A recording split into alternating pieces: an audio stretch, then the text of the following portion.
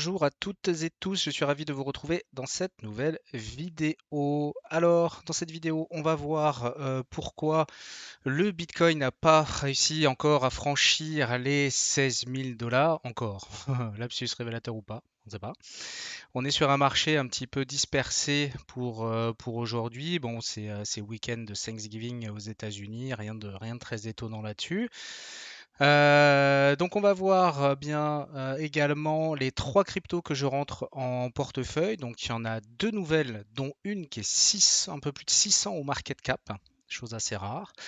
Et puis il y en a une deuxième qu'on va renforcer suite à une troisième pardon qu'on va renforcer suite à la chute des cryptos d'une manière générale qu'on a eu dernièrement. D'ailleurs, la dernière que je vais vous présenter m'a créé une autre idée. Je vous ai dit, hein, je suis toujours un peu dans la recherche de comment orienter la chaîne et ça, je pense que ça va me plaire. Et en fait, dessus, plutôt que de vous les présenter comme ça au fur et à mesure, je vais créer des fiches, vous savez, des mémos crypto, on va dire, qui vont eh bien, tout simplement expliquer les projets et puis apporter un petit peu toutes les informations qu'on va constamment rechercher sur les CEO, sur la tokenomics, sur la supply, et ainsi de suite.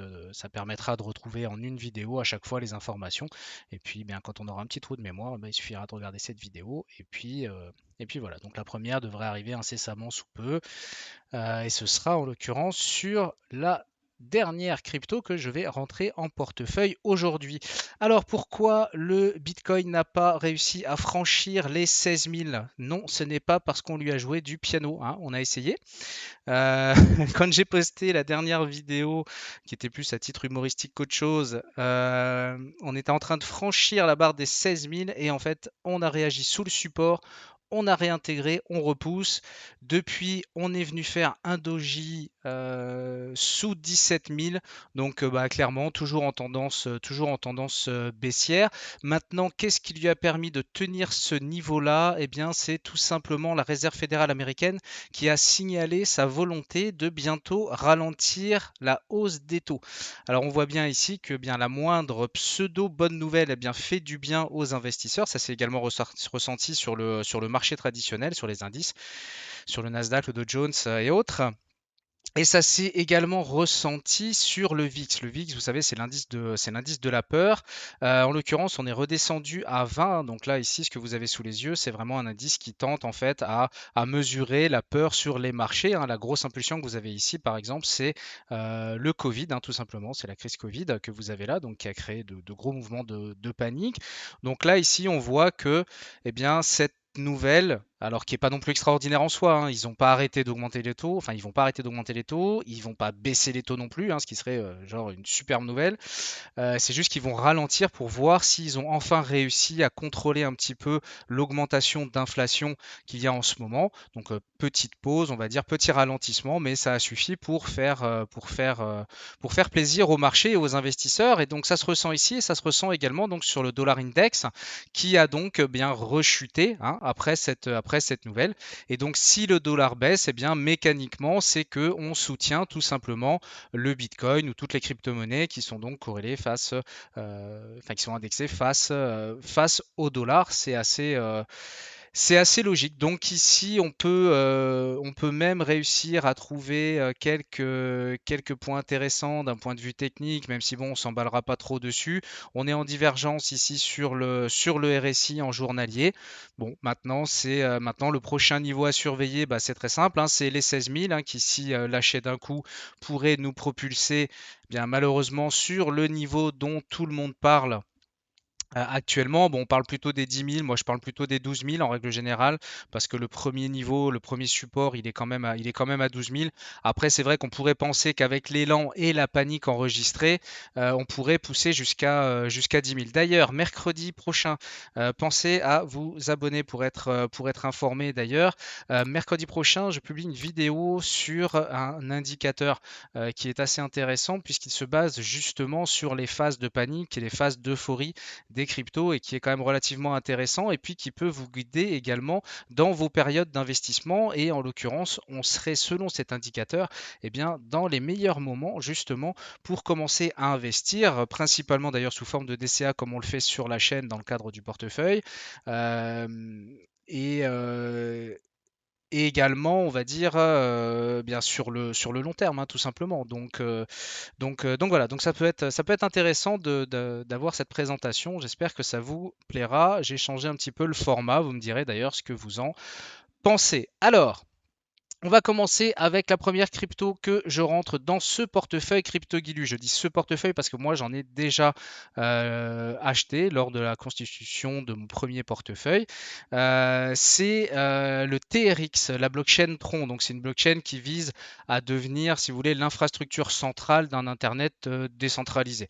Pour faire au plus simple, c'est un projet qui graphiquement est vraiment très très propre. On voit qu'il a beaucoup moins subi la baisse et c'est vraiment ce genre de projet qui me plaît pendant ces phases de peur, pendant ces phases de panique. C'est vraiment intéressant de voir comment lui, en l'occurrence, pour l'instant, en tout cas, il n'arrive pas à aller franchir son niveau support dans les alentours de 0,5. Hein, ici, on voit qu'il le tient vraiment très très bien. Hein, si vous avez l'habitude de voir des courbes graphiques, ici, on voit bien que le TRX tient très très bien ses niveaux et que les impulsions haussières qui s'ensuivent lorsque le Bitcoin remonte un peu sont un peu plus flagrantes sur le TRX. Donc, j'ai bien envie d'en rentrer aussi une ligne dans ce portefeuille.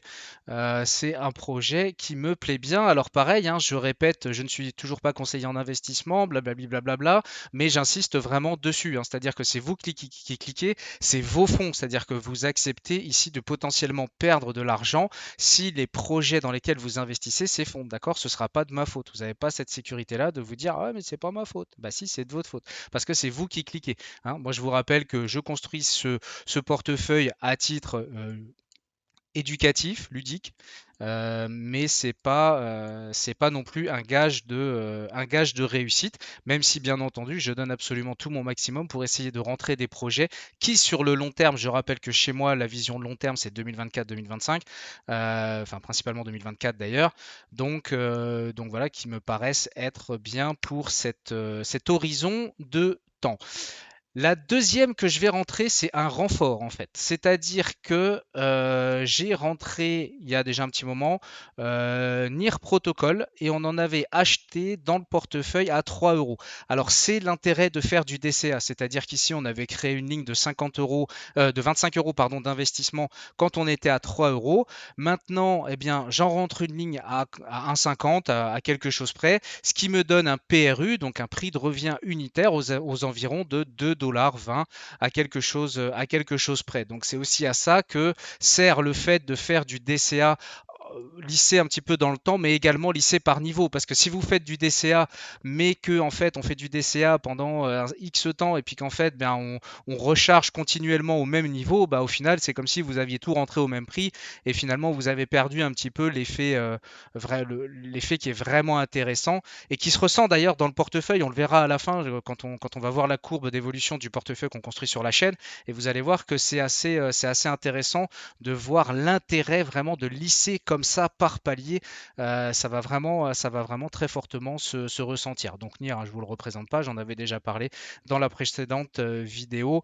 Malgré la claque qu'il est en train de prendre, on vient ici tout simplement de refaire eh bien, un très gros niveau là ici sur les 1,50 également.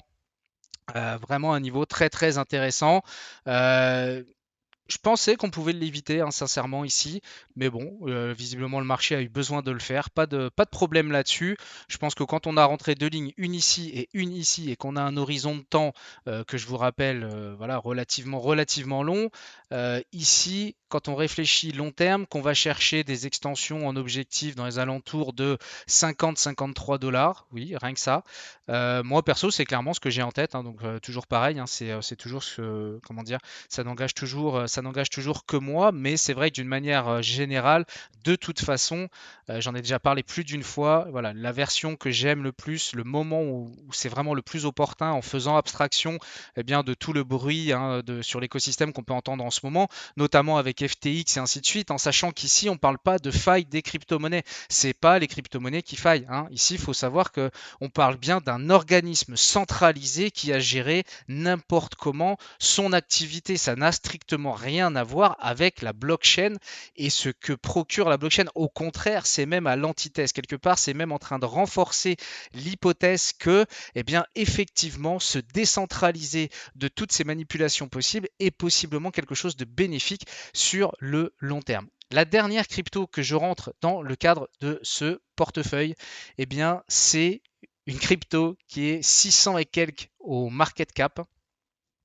C'est le DOC. Alors, je ne sais pas si vous en avez déjà entendu parler, mais pour faire simple, et j'y reviendrai donc dans la fiche mémo qui suivra cette vidéo, qui devrait être relativement intéressant. Les mémos crypto, ça me plaît beaucoup d'avance, ça va être beaucoup de travail, mais je sais que ce contenu sera très utile, en tout cas quand on voudra prendre connaissance d'un projet de A à Z. Ce sera une sorte de Dior, en fait, qui vous sera amené sur un plateau, que moi je fais de mon côté, qu'après je vous présente, et qui sera sorti de tout état d'esprit d'investissement. On sera vraiment dans l'état d'esprit compréhension du projet. Donc le doc, en fait, c'est une suite tout en un, en fait, d'outils de vérification d'identité conçus pour permettre aux organisations, aux entreprises, aux universités ou encore aux États de délivrer des justificatifs et des certificats numériques qui sont automatiquement vérifiables et qui sont donc à l'épreuve de la fraude. C'est le DID. Et c'est vrai que ça, bon, forcément, je m'étendrai beaucoup plus dessus, mais c'est vraiment passionnant parce que le contrôle de l'identité sur Internet et bien entendu après par la suite avec le Web 3, ça risque d'être quelque chose qui est vraiment très très intéressant parce que surtout ils résolvent un vrai problème et c'est vraiment intéressant de se dire que les projets qui fonctionnent, qui exploseront, ce sont des projets qui résolvent des problèmes. Et là, on a un très gros problème qu'on n'arrive pas à résoudre et eux, ils ont la possibilité, grâce à la blockchain, de résoudre ce problème. Comme je vous dis, j'en parlerai beaucoup plus longtemps, donc j'insiste pas dessus. Après, bien entendu, dans l'attente, vous pouvez faire vos propres recherches. DID, il y a vraiment de quoi, se creuser les ménages. Donc ici, en l'occurrence, j'attaque avec le doc. D'un point de vue technique, bien entendu, on retrouve toujours la même chose. On est ici sur bien, le plus bas qui avait été fait à 0,012. Donc moi, je l'ai rentré à 0,016. J'ai fait ça juste avant la vidéo pour gagner du temps, de manière à vous présenter le portefeuille avec déjà ces trois cryptos d'intégrer. Donc voilà, donc là, d'un point de vue technique ici, factuellement, bien entendu, la moyenne mobile nous indique quoi ici? La moyenne mobile 100, 200, elle nous indique que on est toujours en tendance baissière, factuellement, aucun souci là-dessus. Par contre, on est également sur des gros niveaux de support qui sont vraiment intéressants, surtout en tant que premier point d'entrée. Vous imaginez ici, on a déjà un ratio de 10 juste avec le dernier ATH, donc c'est relativement cool. Aujourd'hui, c'est jour de Black Friday, donc bien ici, on va se dire que par rapport à l'ATH, c'est un solde, c'est quoi? Non, c'est une solde de 92%, à quelque chose, 90% par rapport au dernier ATH. Bon, c'est un peu facile de présenter les choses comme ça, je vous le concède.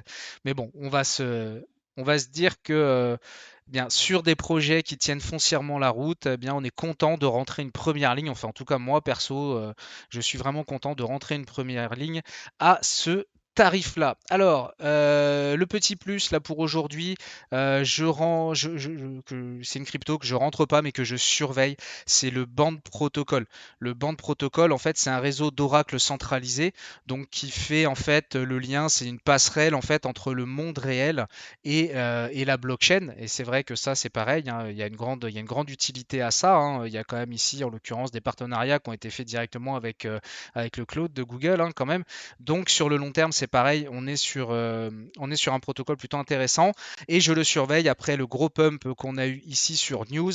On est en train de le retracer, mais moi, vous savez que dans le cadre de mon portefeuille, je m'autorise 3 cryptos, je m'autorise 3 crypto-monnaies par semaine à coût de 25 euros. Donc voilà, donc je le surveille, mais j'avoue que si on pouvait l'attraper dans les 1,30, 1,40 pour rentrer ça en première ligne, voilà, je vous le dis juste, je la rentre pas, mais je vous dis juste que celle-là, je la surveille et que je vous invite aussi, eh bien, pourquoi pas, à faire vos propres recherches dessus. Je pense qu'on a ici quelque chose d'intéressant. Alors, au niveau du portefeuille, ça, c'est toute la magie que je vous disais du DCA. Alors, on va pas se voiler la face, on est en négatif depuis qu'on a commencé à constituer ce portefeuille. D'accord? C'est-à-dire que la totalité des crypto-monnaies qu'on a achetées, forcément, ont continué de subir le bear market. Donc forcément, on est en négatif. Mais l'avantage du DCA ici, c'est que on arrive à se retrouver avec une courbe d'acquisition de tokens qui reste toujours positive. À l'heure d'aujourd'hui, on doit tourner à peu près à 450 euros d'investis sur ce portefeuille. Donc là, on voit qu'on a une centaine de dollars latents en négatif. 450, honnêtement, j'ai pas compté, hein, c'est à peu près ça, c'est peut-être 500. Bon, toujours est-il que voilà, donc là-dessus, on est en négatif puisque notre portefeuille actuellement est à 353 dollars. Maintenant, essayons d'imaginer si on avait investi 450 dollars ici au premier jour du portefeuille, eh bien là, notre courbe serait sensiblement vraiment pas la même puisqu'ici, on aurait ici une grosse baisse, on va dire, qui nous amènerait à peu près à 250 dollars, hein, à quelque chose près sur ce portefeuille. Et c'est là que c'est intéressant de faire justement du DCA, surtout dans les conditions de marché actuelles, parce que bien le fait de lisser notre PRU dans le temps nous permet, malgré les baffes qu'on prend au fur et à mesure que, on va faire simple, que le Bitcoin continue de baisser, et ce sera toujours le cas si on allait chercher le support des 12 000 ou des 10 000, pourquoi pas, et bien nous, pendant ce temps-là, on continue bien de lisser notre capital dans le temps, et c'est ce qui crée cette courbe qui, ici, par contre, en termes d'acquisition de tokens, reste positive. Hein, d'accord? On a des projets qui ont pris des 50%. En l'occurrence, ici, c'est pour ça que j'ai rechargé du NIR. Parce que là, ici, maintenant, vous pouvez retrouver que le NIR donc, est à 25% de négatif. Mais c'est tout simplement parce que j'ai intégré en fait ici à l'intérieur du portefeuille la nouvelle ligne du jour. Donc ce qui fait qu'ici on était à moins 50% sur la valeur investie totale, d'accord? Mais en fait le fait de maintenant rajouter une deuxième ligne de 25 euros à la moitié de sa valeur depuis qu'on avait rentré la première ligne, eh bien on se retrouve à une perte latente de moins 25%, mais sur un capital de 50 euros au lieu de 25, puisqu'on a rentré deux lignes. Mais je trouve ça vraiment intéressant d'avoir cette vision de constitution de capital au fur et à mesure, et surtout quand on compare avec le fait de se dire, bon bah voilà, admettons si j'avais voulu investir que 500 euros au départ, à la première qu'on a rentré dans ce portefeuille, parce que les prix étaient déjà très intéressants, faut pas se voiler la face, bien ici on aurait un portefeuille qui aurait quasiment divisé par deux et on serait en train de subir ça. Alors que là déjà émotionnellement, eh ben, c'est cool parce qu'on continue de lisser cet investissement dans le temps et ça crée une courbe positive, c'est plutôt sympa. Donc ici j'ai les historiques d'achat que moi j'ai créés, donc j'ai rentré 1577 DOC, 473 TRX et 15,4 NIR, donc que l'on peut retrouver ici dans le portefeuille. Je vous invite à vous abonner si ce n'est pas déjà fait, à liker la vidéo s'il vous plaît, ça me fait plaisir au moral, ça me fait du bien, ça aide au référencement, surtout qu'en ce moment, bien, on a un petit peu du mal à faire de la visibilité entre bien, tout simplement l'actualité crypto, ça se désintéresse un petit peu, mais bon, faut garder le moral, surtout que comme je vais vous l'expliquer et essayer de vous le montrer dans la vidéo de mercredi prochain, c'est dans ces phases-là qu'il est le plus important de garder son sang-froid et de justement prendre le contre-pied du courant actuel pour en profiter et essayer de constituer un capital sur le long terme qui aura été construit au meilleur moment. Je vous dis à plus les amis, je vous souhaite que du bon et je vous dis à très bientôt. Ciao, à plus.